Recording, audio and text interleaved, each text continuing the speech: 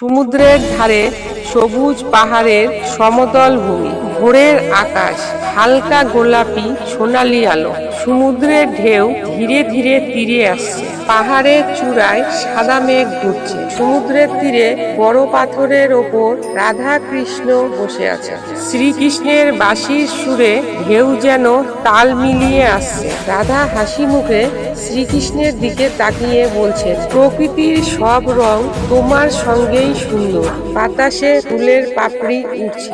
শ্রীকৃষ্ণ মৃদু হেসে বলছেন, তুমি থাকলে পাহাড়ও বাঁশি বাজায়, সমুদ্রও গান গায়, সমুদ্রের ঢেউ সূর্যের আলোয় ঝলমল করছে, পাহাড় সমুদ্রের মিলনস্থলে দুজনে বসে আছে, আকাশ রঙিন, চারপাশে শান্তি, শুধু ঢেউ আর বাঁশির সুর।